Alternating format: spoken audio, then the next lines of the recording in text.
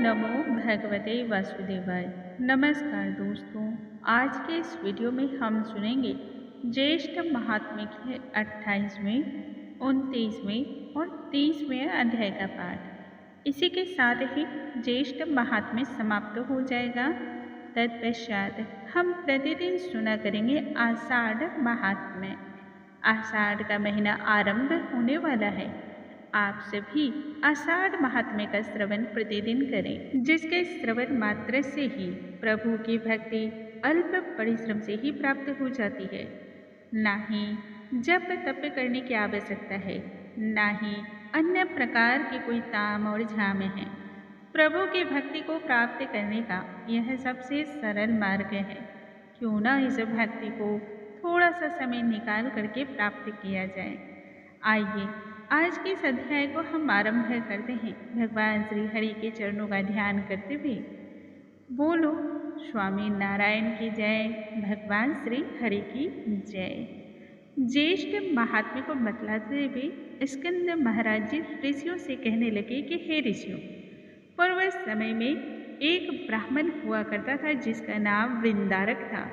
वह वेद एवं शास्त्रों का ज्ञाता था, अति ही धनवान तथा भाई बंधुओं से युक्त था। उस ब्राह्मण की स्त्री अत्यंत ही रूपवती एवं गुणवती थी। ब्राह्मण को दुख एक ही बात का था कि उसे कोई भी संतान न थी। वृद्धा अवस्था आने तक वह ब्राह्मण अपनी पत्नी के साथ सांसारिक भोगों को भोगने के पश्चात अनेक प्रकार के प्रयासों के पश्चात भी दुखी ही रह गया। संतान न होने के कारण वह निरंतर चिंतित रहने लगा। संतान के निमित्त उस ब्राह्मण ने अपने पूरे जीवन काल में अनेक प्रकार के व्रत, जप, तप और भी न जाने कितने कार्य किए, परंतु फिर भी वृद्धावस्था होने तक उस ब्राह्मण को संतान की प्राप्ति नहीं हुई। तब चिंता से आतुर होकर के वह अपने प्राणों का त्याग करने हेतु एक घने वन की ओर चला गया। वन में जाकर के ब्राह्मण ने भोजन एवं निद्रा का त्याग कर दिया। ब्राह्मण को अन्न जल त्याग करते हुए 4 दिन का समय व्यतीत हो चुका था। एक दिन वह मूर्छित होकर के भूमि पर गिर पड़ा।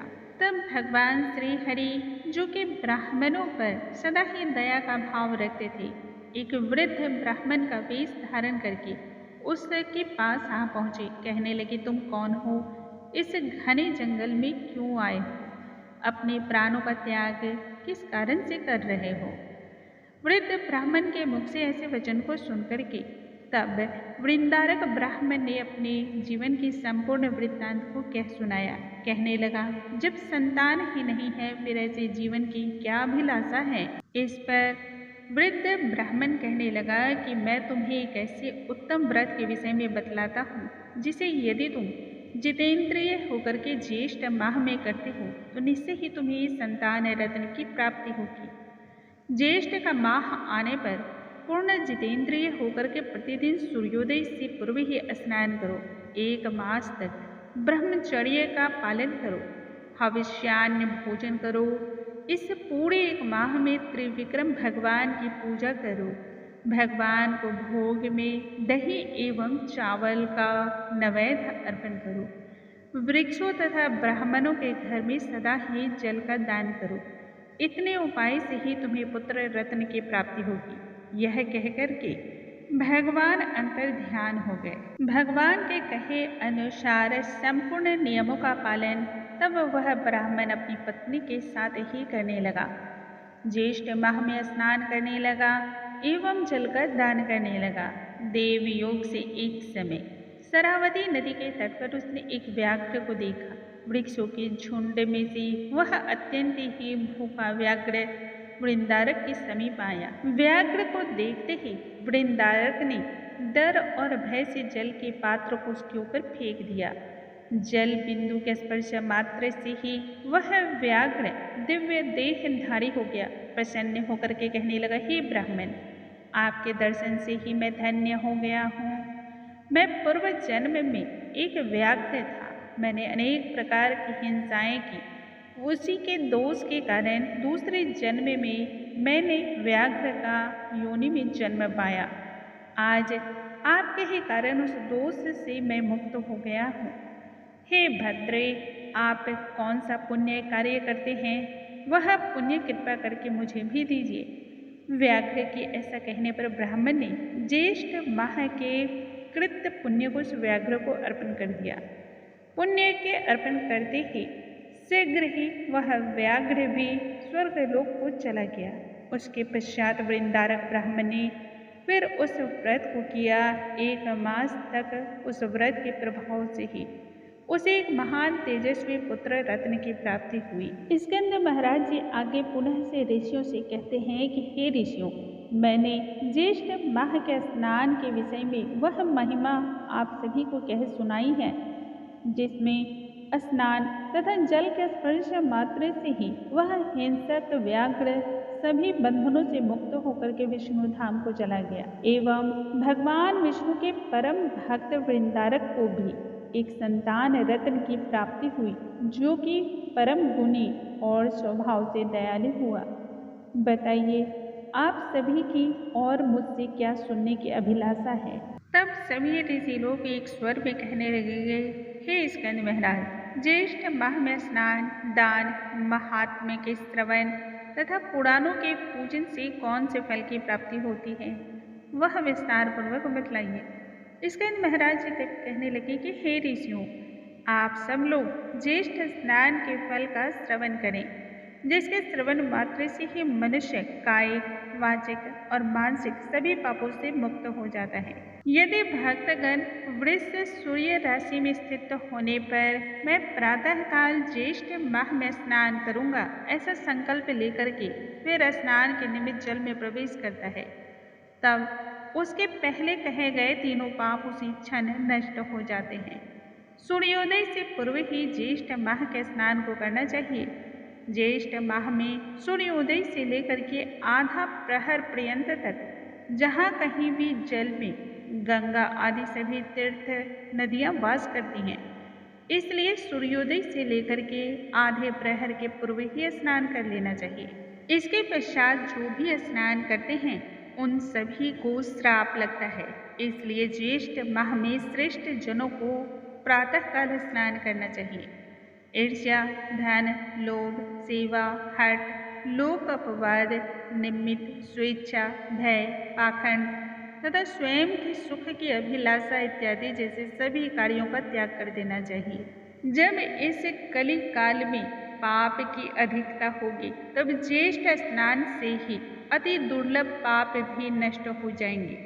ज्येष्ठ स्नान के श्रेष्ठ फल से डर करके यमराज ने भी इसे गुप्त रखने की प्रार्थना भगवान से की थी और भगवान विष्णु ने इसे गुप्त रख दिया था। ज्येष्ठ मास में अल्प मात्रा में ही पुण्य कर्म करने से अथाह फल की प्राप्ति होती है। जब यह मास इतना श्रेष्ठ है, तब यमराज ने इस मास के महात्म्य को गुप्त क्यों रखा, ऐसा ऋषिगण तब कहने लगे। स्कंद महाराज जी तब कहते हैं, इसी संदर्भ में मैं आप सभी को एक पौराणिक इतिहास सुनाता हूँ, जिससे आपके मन के संदेह दूर हो जाएंगे। महिष्मतिपुर में कनक नाम का एक ब्राह्मण रहा करता था। वह विद्या से हीन, मूर्ख एवं परनिंदीय था।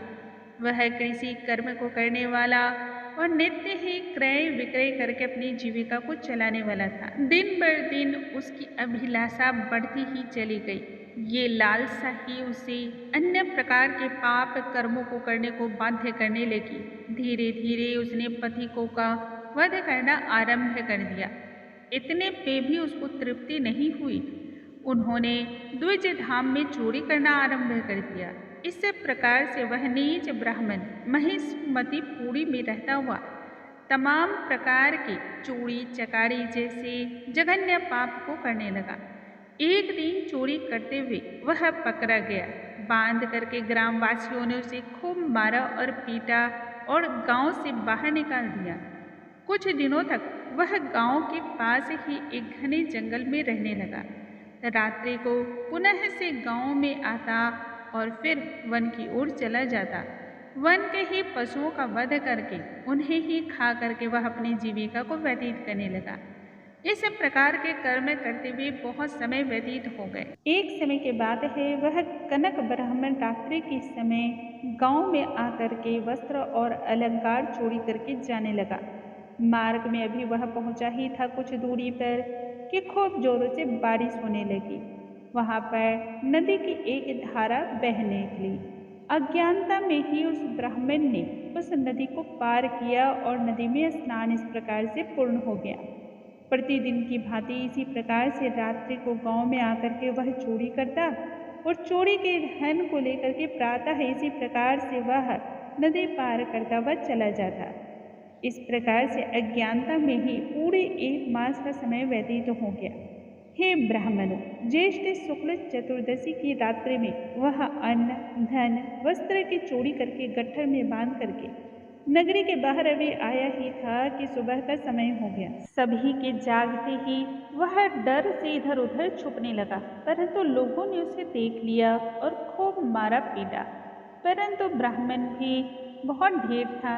माथे पर सोने से लदी हुई उस बोझ को लेकर के वह अगाध जल में जा पहुंचा ताकि तैर कर उसे पार कर लिया जाए।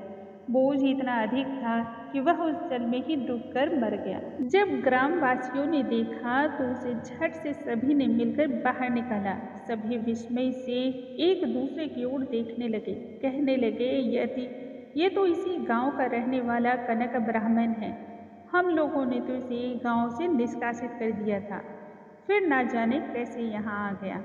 उसी क्षण वह कनक ब्राह्मण उत्तम एवं दिव्य रूप को धारण करके भगवान विष्णु के दूतों के सहित ही वह वैकुंठ धाम की ओर दिव्य विमान से चल पड़ा। कनक ब्राह्मण स्वयं पर भी आश्चर्यचकित था। सोचने लगा, मैंने आजीवन ही पाप कर्म किए हैं, फिर भी किस प्रकार से मुझे यह दिव्य देह धारण हुआ है तथा विष्णु धाम को मैं कौन से पुण्य के प्रभाव से जा रहा हूँ। तब देवदूत कहने लगे कि हे कनक, अज्ञानतावश ही तुमने ज्येष्ठ माह की में परम दुर्लभ स्नान को किया है। यही तुम्हारे पुण्य का कारण है और यही कारण है कि तुम विष्णु धाम को जा रहे हो। जब कनक भगवान विष्णु के धाम पहुंचा तो स्वयं भगवान विष्णु के समान उसका रूप हो गया। यमराज को जब यह समाचार ज्ञात हुआ तो वह बहुत अधिक चिंतित और एवं दुखी हुए। कहने लगे जगत पिता से कि हे भगवान विष्णु, यदि सभी इस प्रकार के कार्य को करने लगे तब पाप और पुण्य में अंतर ही क्या रह जाएगा। सो उन्होंने प्रार्थना करके ज्येष्ठ मास महात्म्य को गुप्त करवा दिया। हे ब्राह्मणों, इस ज्येष्ठ माह के स्नान का महात्म्य का संपूर्ण फल मैंने आप लोगों से कह सुनाया है। अब मैं आप सभी को ज्येष्ठ महात्म्य को श्रवण करने से जो फल प्राप्त होता है वह मैं बतलाता हूँ। ज्येष्ठ महात्म्य को श्रवण मात्र से ही मनुष्य को 100 यज्ञों को करने से जो पुण्य प्राप्त होता है उससे भी अधिक फल की प्राप्ति होती है। समस्त दान देने, समस्त प्रकार के तीर्थ नदियों में स्नान करने, जप तप एवं यज्ञ से जो पुण्य मिलता है वह सभी सिर्फ और सिर्फ इस महात्म्य को श्रवण से ही प्राप्त हो जाता है। समस्त महात्म्य श्रवण करने से मनुष्य पूर्ण जन्म का भागी नहीं होता है। संपूर्ण अथवा आधा, आधे का भी आधा अथवा चतुर्थांश का भी आधा, एक अध्याय, आधा अध्याय, एक श्लोक, आधा श्लोक भी यदि भक्ति पूर्वक एवं श्रद्धा पूर्वक जो इसको श्रवण कर लेता है उसे अनंत पुण्य की प्राप्ति होती है। यदि महात्म्य के श्रवण करने में विघ्न उत्पन्न हो जाए तब यह कार्य किसी दूसरे से भी करा लेना चाहिए। बारंबार पुण्य कर्म करने से विघ्न नाश हो जाते हैं। कलि युग में वैसे तो बहुत सारे योग्य कर्म हैं, परंतु सबसे श्रेष्ठ है कथाओं का और महात्म्य का श्रवण करना। इसके श्रवण से गौ हत्या, ब्रह्म हत्यारा, पितृघाती, मातृघाती, मदपान करने वाला, कुष्ठी, चोर, विश्वासघाती, ये सभी पाप धुल जाते हैं। पुराण के श्रवण मात्र से ही छोटे से छोटे पाप भी नष्ट हो जाते हैं। यदि भक्तिहीन होकर भी कोई भी पातक इस महात्म्य का श्रवण कर लेता है तब भी उसे स्वर्गलोक की प्राप्ति होती है। द्वारकापुरी में देव शर्मा नाम का एक अपने ही कर्मों से भ्रष्ट ब्राह्मण रहा करता था, सर्वदा ही दुष्ट कर्म को करने वाला। वह अपने कुटुंबियों के निर्वाह के लिए चोरी चकारी जैसे कर्म को करता था। इसी प्रकार से उस रमणीक नगर में बहुत दिनों तक वह वास करता रहा और समय व्यतीत होते रहे। प्रभु की महिमा से ज्येष्ठ का माह आ चुका। ज्येष्ठ माह में सभी नागरिक पवित्र नदियों में स्नान करने को उद्यत हुए। दान एवं पूजा प्रतिदिन करने हेतु वह सभी गोमती नदी में स्नान करने हेतु जाते थे।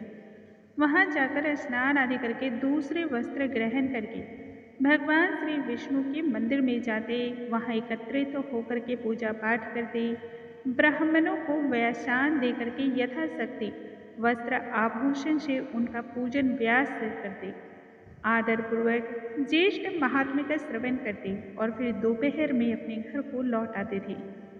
कुछ दिन बीतने के पश्चात वह द्विज धाम देव शर्मा चोरी चकारी के निमित्त, जो सदा ही इस कर्म के लिए ही इधर उधर भ्रमण करता था, वह तालाब के आसपास ही भ्रमण करता और सोचता रहता कि किस प्रकार से चोरी की जाए। यही चिंता करते करते बहुत दिन का समय निकल गया। चोरी करने का उसे अवकाश ही नहीं मिल पाया। कल करूँगा, आज करूँगा, इसी तरह करते करते ज्येष्ठ पूर्णिमासी का दिन आ गया।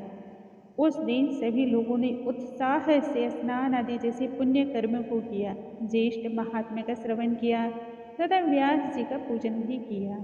वस्त्र आभूषण द्रव्य फल पुष्प तांबूल इत्यादि उन्हें अर्पण किए। एक दिन देव शर्मा सोचने लगा, क्यों न ब्राह्मण का वध कर लिया जाए और इसके पास से सभी वस्तुएं ले ली जाए।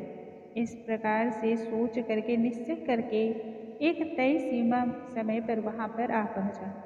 व्यास पूजन दिखावे के तौर पर करके पृथ्वी पर गिर कर दंडवत नमस्कार किया और कहने लगा, हे विप्र, मैं अति ही दीन और दरिद्र हूँ। मैं अपना पूरा शरीर ही आपको अर्पण करता हूँ, क्योंकि इसके सिवा मेरे पास कुछ अन्य नहीं है जो आपको मैं भेंट कर सकूँ। मैं तो सदा ही आपका दास हूँ। इस प्रकार से झूठा दिखावा और छलावा करके उसने अपनी भक्ति को दिखाई। तत्पश्चात सूर्यास्त होने को आया और सभी लोग अपने अपने घर को चले गए। अब तो वहां पर सिर्फ दो ही व्यक्ति रह गए थे, एक व्यास ब्राह्मण और दूसरा धूर्त देव शर्मा। देव शर्मा ने वहां के निवासियों के द्वारा अर्पण किए गए सभी सामग्रियों की एक मोटी सी गठरी बनाई, अपने सर पर रखा और चुपचाप चलने लगा। उन वस्तुओं का बोझ इतना अधिक था कि देव शर्मा का मस्तक बार बार नीचे की ओर झुका जा रहा था।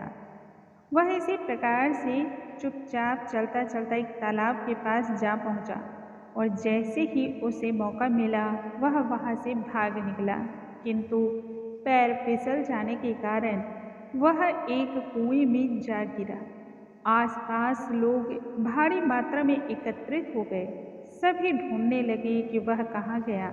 व्यास ब्राह्मण भी कहने लगे कि मूर्ख तथा निंदनीय लोगों पर विश्वास करना मेरी सबसे बड़ी भूल थी।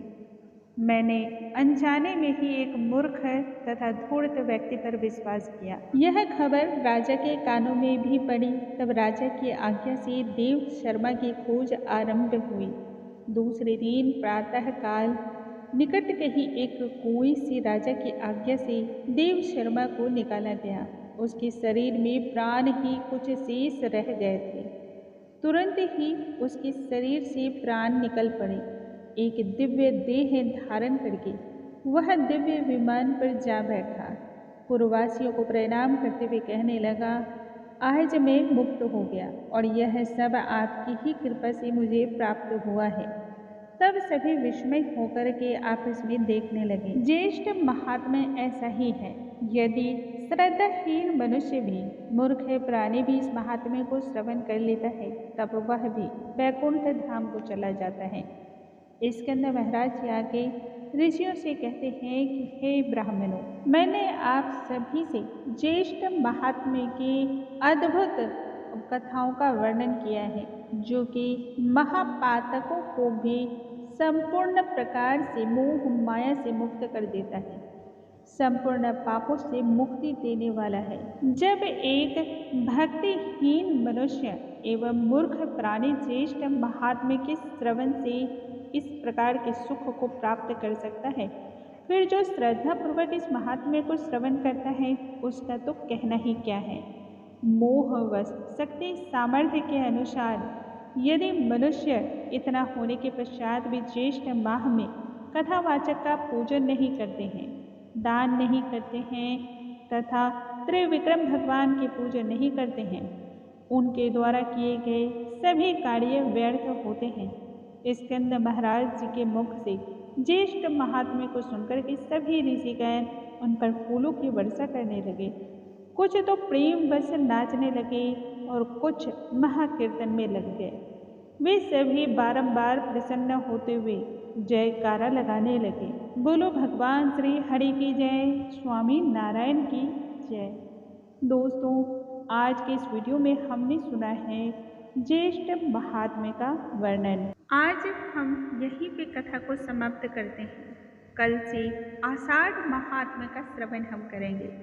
बोलो भगवान श्री हरि की जय, स्वामी नारायण की जय।